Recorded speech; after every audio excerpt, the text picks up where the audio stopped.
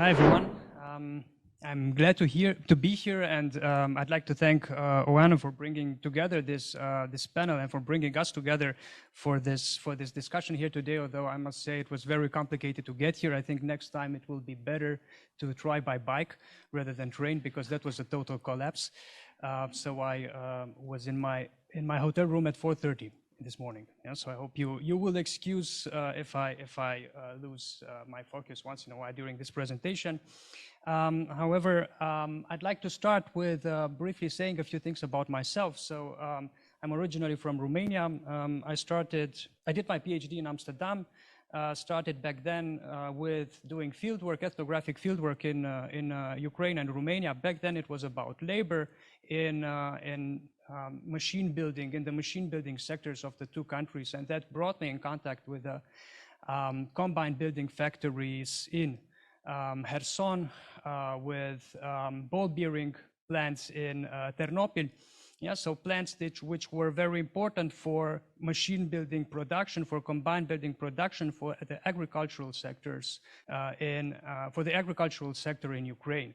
Afterwards, in 2013, I started doing work on agriculture, on small food producers, smallholders, self-provisioning farmers, also often called, and I'd like to take issue with that label, subsistence farmers. Ever since, so from 2013 till 2019, I did this yearly fieldwork rounds in Western Ukraine and Northern Romania.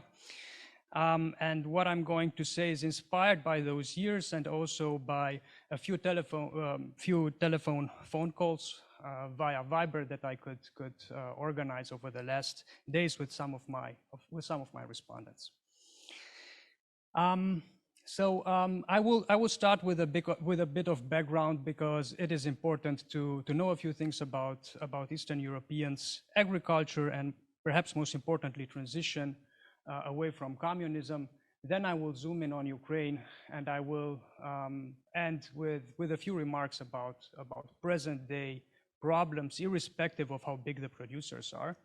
Yeah, so about the war's impact on export to other countries, in particular in Africa and Asia. So what I would like to start with in this presentation is simply with the notion of the transition shock, which is very important in our discussions of Eastern Europe to remember that the 1990s, so the first decade after the fall of communism, was one of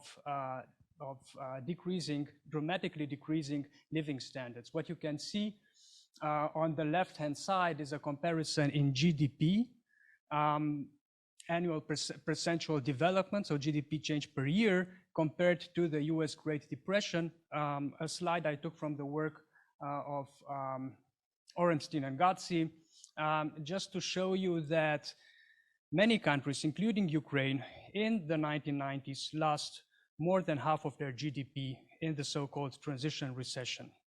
Something also characterizing Russia and a few others non-war affected countries. So the ones that experienced also wars were even more affected. This also was reflected in wages, in the level of wages in these countries. It was a dramatic decline. For some, or to a certain extent, agriculture compensated for this. Or at least we had a discourse about the benefits of agriculture as something like a safe haven, something helping out people to survive that transition decade. We also see on the right-hand side data on poverty in millions of people. So with an absolute maximum by the end of the first decade. So 191 million people living below the poverty level of $5.5 dollars a day. So this is in this context we had discussions about agriculture, about the role of agriculture, about maybe even the merits of subsistence in allowing people to survive, with some countries seeing either a stop in urbanization or even an increase in rural populations. So people moving back to the countryside, so countryside having had left by a generation, by previous generations, so moving back to if they still had houses or presenting or getting involved in the dacha economy, in peri-urban settlements, growing their own food, and often also selling it. However, as the decades advanced, we had a continuous relevance of smallholders, of small producers for food production in this part of the world. So this is data. What you see on the left-hand side is data mostly from the first half of the 2010s. So maybe 10 years ago that this data was collected from State Statistics Services, showing that there is a continuous and heavy involvement of small producers in food production. We see here averages, but for certain food staples such as dairy, meat, vegetables, and fruit, it's more than 50%. Also in Ukraine, and particularly in Western Ukraine. So very high, also today. So very high involvement in food production from smallholders. We also see on the right-hand side a few figures. So on Ukraine versus Poland and Romania. So Ukraine, Romania, then Poland, on millions of rural households. So how many people are we talking about? These are, to a certain extent, my estimates for Ukraine, although I don't think that they are that far away from reality there. Around 4 million rural households, with a slightly decreasing trend over the last 10 years in all of these countries. Of course, we are talking about more people. So we are talking here only of rural households. More people live in a rural household. So it could be around 17 million people. That is the last figure. So corresponding to this 4 million rural households that I have. And this is data on a selected number of Ukrainian regions. So I selected them from various areas of Ukraine, just to show that there was in smallholder production. So in the production coming from these rural households in Ukraine, the smallholders are the rural households in official statistics. So that there was a positive change to previous years in production. So positive change to previous years in production, particularly in the 1990s and 2000s. Ever since 2014, it got more complicated, more difficult to maintain these production increases. Not only because of the war, the Donbas war, but also because of recurring droughts and so on. Still, this high involvement in food production is still there. This is not the only important story about Ukraine. As many people are aware of, the other stories about the rise of the agro holdings. So the rise of these huge agricultural corporations, not only in Ukraine, but also in Russia and Kazakhstan.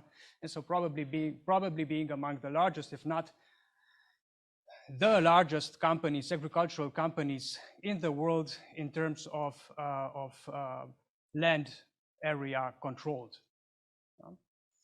We also see that, for instance, on the left-hand side, so that the percentage of farmland increased dramatically from 2007 to 2017, from 8% to 29%. Some people call these strong Ukrainian exporters largely the actors behind Ukraine's export success. So Ukraine becoming the breadbasket of Europe, which we also see again in increasing export numbers. So what you see on the right-hand side, and also a comparison with EU grain exports down there.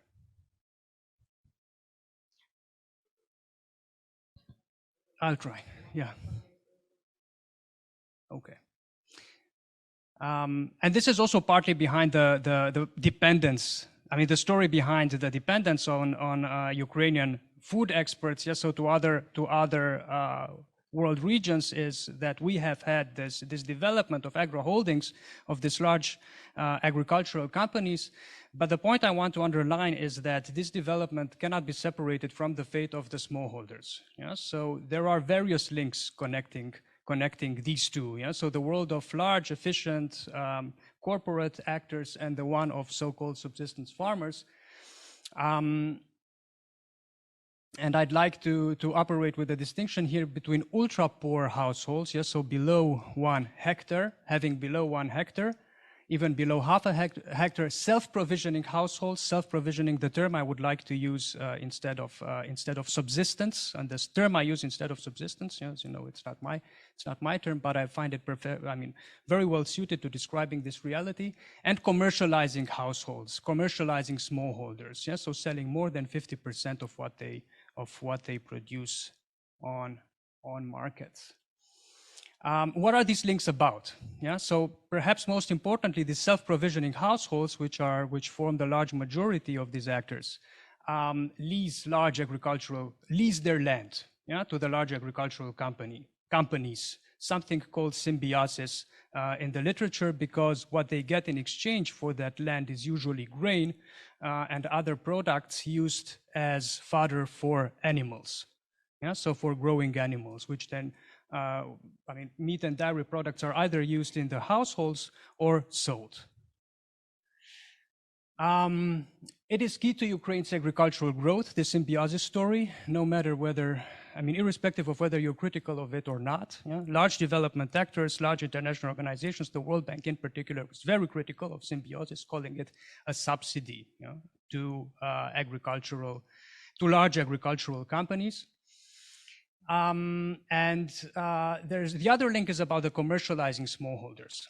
Yeah, so about the relatively larger smallholders that are capable of producing for markets, even if selling their production informally. Yeah, why are they important? Because they often offer crops such as potatoes and so on that are good substitutes for the things Ukraine is exporting. And this is something that has started in the 1990s.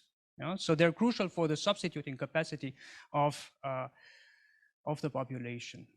Yeah? And I think one obvious implication of what is happening nowadays is that with the increase in fuel and fertilizer costs, yeah, there could be consequences for the smallholders' capacity to feed the local populations, because this is actually their role. Yeah? So the role of commercializing smallholders is to feed the local population in Ukraine, yeah, or more widely in Eastern Europe. So what this gets us to, as the war reduces quantities produced, you know, to the increase in prices in fuel and fertilizer costs, you know, we can think of two possible situations. On the left-hand side, you know, so there's a simple model or very simple depiction of the relationship between size and quantity. So basically assuming that as size increases, quantities also increase, lifting people out of poverty. Well, if you want to use this category of subsistence, lifting people out of subsistence. So this is a narrative, and this is the policies or the thinking behind policies very often addressing smallholders in the region. Seeing their fragmentation as the major impediment for development, the major source of poverty, fragmentation, the fact that we have so many of them. Yeah? And then the policy becomes very often favored by governments, irrespective of political color, and by international organizations, reduce their numbers, reduce the number of smallholders, incentivize them to sell their land. You know? And a simple expectation here is to think that war will drive subsistence, will push people, will make it more difficult to produce, will reduce quantities, and these producers will be more inclined to use these quantities, their production, for self-consumption. The other way to think about it, which I would call a historical comparison of crisis, also looking into the works of people that have studied peasants in Eastern Europe before, is to question about a bit this idea about subsistence as the response to crisis. Actually, also selling might be a response to crisis. Yeah, you sell out of despair. Why? Because most people in Eastern Europe, they cannot retreat. They cannot retreat to a world of subsistence in which they have no bills to pay. You always have something to pay, even if it's only wood for passing the winter. Yeah, so there's always a certain monetization of living costs that needs to be accounted for. Of course, these are very different things that people sell. Yes, on the two extremes. So that the ultra poor sell as opposed to what commercializing smallholders specialize in. The other expectation is that war will impact, or war already impacts, that substitution capacity for which commercializing smallholders are so important. The third implication is about the impact on self-provisioning. Yeah, so on the capacity of people to actually produce for their own households, without, however, relying on that production as their only source of income. Okay, I think I don't have that much time left. I just want to say a couple of things about nowadays complications, and maybe also something about possible solutions. What is happening today in this summer, so in the summer of 2022, has less to do with production complications than with export complications. So if there is a point for the world agenda, yeah, to tackle the hunger crisis that is unfolding, then this is, at least for the moment of the summer of 22, a story about easing exports, yeah, facilitating more exports to come out of Ukraine, larger quantities to leave Ukraine. What we have nowadays, I mean, the main solution for replacing the Ukrainian ports blocked through or because of the Russian invasion is to reroute these very large quantities through Romania, through Moldova and through Romania. Most of it happens, I mean, you see the black lines, I mean, those are the realistic scenarios. I mean, what is happening nowadays? Yeah. Here we also have the Russian occupied Snake Island. As you know, as of yesterday, it has apparently been abandoned by Russian forces, but it would be an overstatement to say that it makes that route safe again. It will remain, I mean, the main export route will remain via the Danube. Yeah, so with Ukrainian production being rerouted southwards towards the Danube ports in Moldova, the two Danube ports in Ukraine, and from there further to Istanbul, Alexandria, Egypt, and so on. Yeah, it's complicated and it takes a lot of time. There are hardly any alternatives because rail is very difficult as an alternative. It's a very long rail route. Yeah, the dotted line on your left-hand side. Because of the problem with a differing distance, so with a different rail size, yeah, so the distance between, you know, the rail lines in Ukraine and most post-Soviet countries and other countries, I mean, trains lose a lot of time at the borders. They have to be lifted wagon by wagon, and the wheels need to be exchanged. Yeah? So whatever route you will take by train, it will cost you a lot of time because that has to be done, whether it's the border to Romania, whether it's the border to Poland, or via Poland to Riga, to Latvia. It needs to be done and it costs a lot of time. So the only major alternative is this, yeah, through the south and to the Romanian Black Sea ports. And here, I think there's the largest area for cooperation. So between these three countries, but obviously also what should be expected is also some EU support to get these things done. So we are talking here about 5 kilometers of railway line in the east, yeah, so around here, connecting one port to Moldovan rail, and which, if fixed, could open this rail transport option for Ukrainian exports. It wouldn't compensate for everything, it's just one possible route, but it would be one of the fast things to achieve. Yet movement is very, very slow. And I think generally the capacity of the EU to react to crises, trans-border crises involving several countries, even more if they also include non-EU countries, is very, very limited. Yeah? So this 4 to 5 kilometer things has been discussed already for 2 months, but we see very little advancement. So this is something about the short term. Yeah? So improve the three-country cooperation here, and EU support would be critical, is critical. Yeah?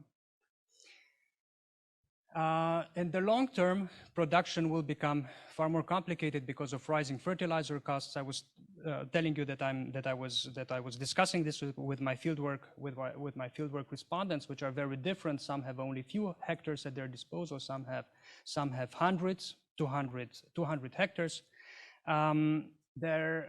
The fertilizer, they're paying a triple fertilizer cost. Yeah, so the price for fertilizers has tripled as opposed to the last year. Yeah? In Ukraine, it is very difficult to sell their production. Yeah? So there's a declining price for their production because it's so difficult to get out. I mean, my respondents are, at least in principle, better off because they're closer to the Romanian border and certain things are easier to transport directly over the border by truck. But as fuel costs increase, that will also become less and less an option. Yeah, but what we also need to think about is the substituting capacity and its relevance for feeding Ukraine's population, because it's also part of the dark scenario of the negative things that can happen, that there will be more and more difficulties in feeding Ukraine's population. And the state, again, with EU backing or with the backing of international funders, should intervene here and organize a centralized and rationalized use of fertilizers, and also support smallholders as long-term buyer. Yeah, solution very often discarded, but that could signal smallholders a stability in their prices, and not only smallholders. Yeah, so everyone that is facing these difficulties of taking their production over the border. I mean, this is not something that takes place automatically. If you don't have the trucks, you have to strike a deal with transporters. Yeah, the transporters have to strike a deal with the people in the ports, so with the people running the storage facilities and so on. So it's a complicated supply chain. The more fragmented it is under these conditions, the more difficult it will be to signal some stability to local producers. Okay. Thank you very much for your attention. Why don't you stay there, Mihai? Yeah. And I will just sit here and regulate the debate. And I'm right. Good. Thank you very much. Actually, I thank you for two reasons. One, it's a really interesting presentation. Two, it saved me having to do mine. Okay. Right. Good, I got the first time slot today. So the similarities in the story, there are some differences, and I just want to ask about those. And it's to do with, the advance of capitalism and market and money in Ukraine, as it is in Russia, in the 20 years since that period of chaos and collapse you showed in your first slide. And there's sort of been two impacts, which certainly in Russia, and I'm interested in whether this happened in Ukraine, that have changed the smallholder sector somewhat. And the first is that those household farms in rural areas, but also in the sort of very urban areas, that were, I would label them as petty commodity production, in the 1990s, and that we thought back in those days, highly specialized market time, they were in the classic, in very urban areas with a large percentage, but they had potential to develop into something larger. And that didn't happen largely because of the sale of land to rich urbanites who started buying up rural territory and converting it into agriculture. And although they had land tax, they were more likely to go flat or something than so, in other words, that in Russia sort of contracted, specializing farms, and we got this additional people who might be, I'm not really very worried, I remember are we allowed to talk about model farmers? No, okay. You know what I'm talking about. So these are rich people, and in the conditions of war, remember, you know, these wars have been going on since 1914. You know, the urban, better off middle classes and investing in land and rural properties in these areas. You know, that is the other impact of capitalism on and so that's what we might talk about capitalism now as well, but I think we know what we mean, you know, it's the sort of market and so on. It's the impact on that symbiotic relationship and the agriculture and because already when I was doing my work at the end of the 1990s,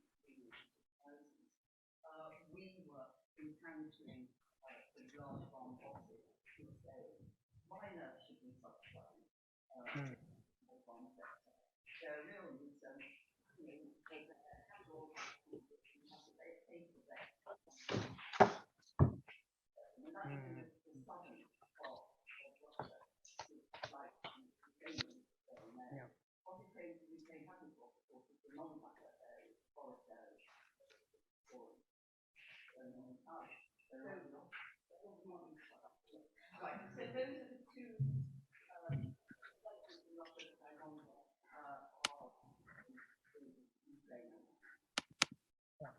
Thank you very much, Judith.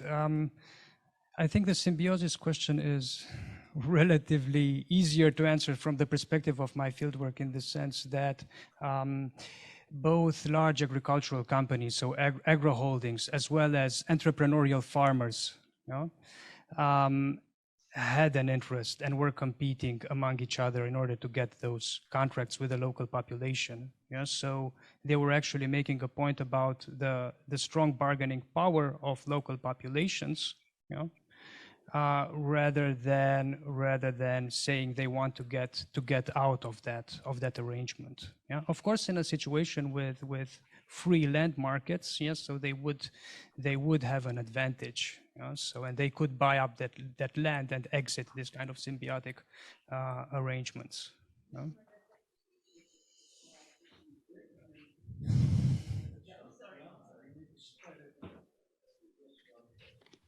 But just the other question about them getting smaller. So these farmers, these commercializing smallholders getting smaller because of capitalism. I know the work on Russia claiming that this is happening, but again, in this western Ukrainian area, and there's also the work by Brian Kunz so on southern Ukraine. There is a different picture emerging.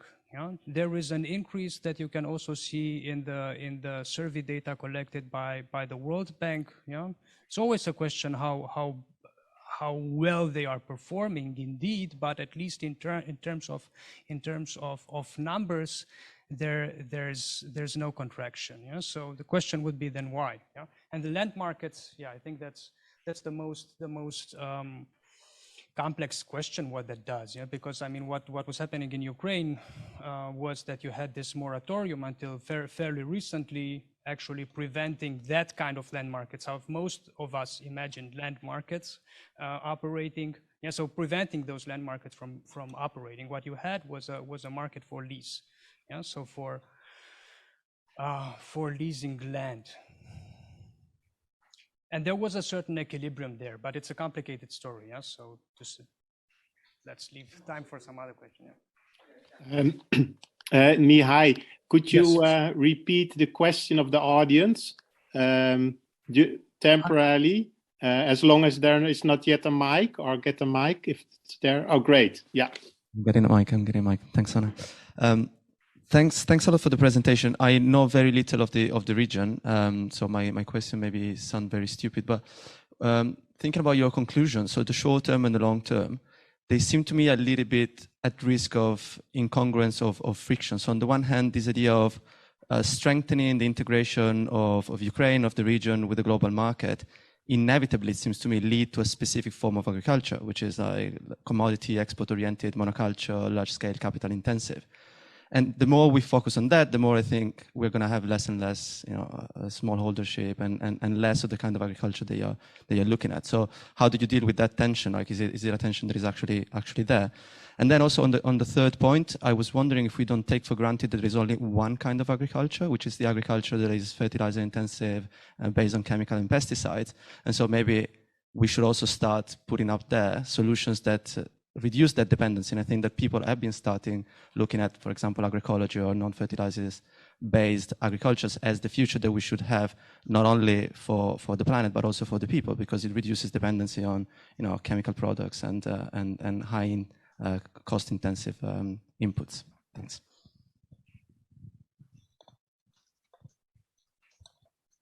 Thank you. I totally agree with you, but I think we have to be realistic, and this is happening too fast. Yeah, I mean, this disruption is so dramatic. People have to eat. Yeah, so I mean, I don't like myself staying, or when interviewing people of the entrepreneurial kind, that I see, a pile of glyphosate containers, empty, but that's what kept that level of exports alive. That's what fed that export capacity. Yeah? And now this is being disrupted way too fast and with way too big an impact on world populations. Yeah? So I would agree with you that we need to move away, but at a price and in conditions that take everyone on board. Yeah? Because if we move now away, we will lose to hunger many people. Yeah? As to the difficult relationship between long-term and short-term, indeed, I mean, that would again be my answer. There's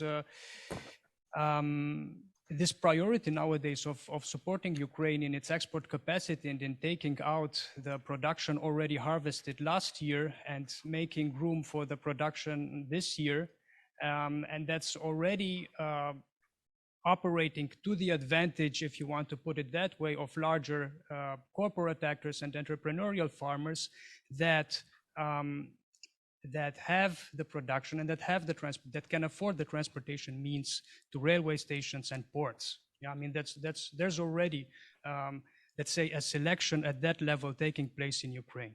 It's not as dramatic to me as it sounds, because the people, the smaller they are, the smaller the producers, the more diverse their production is, the more different the things that they specialize in are. I mean, that for everyone, the number one problem will be the price for fuel and fertilizer. We have time for one more short question. Can you walk through this one? Because you mentioned, the price of the fertilizers, and I was thinking, my field is fashion and rubber, something else, but looking at the crops, cotton crops in the world, per year, like 20,000 people die because of the chemicals. They're ultra poor, and I was wondering, what is the relation? Because you said that the prices will get higher, and you're looking at policies, for them.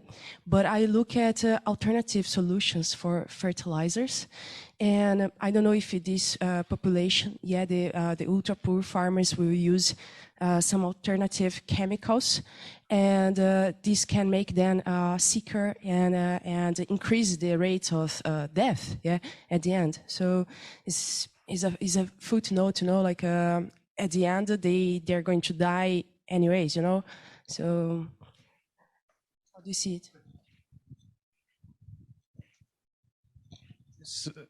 Thanks, Lucian. I think this is indeed a dramatic issue that needs to be accounted for, and it's part of the bill that our generation will pay. So this kind of dramatic fertilizer use.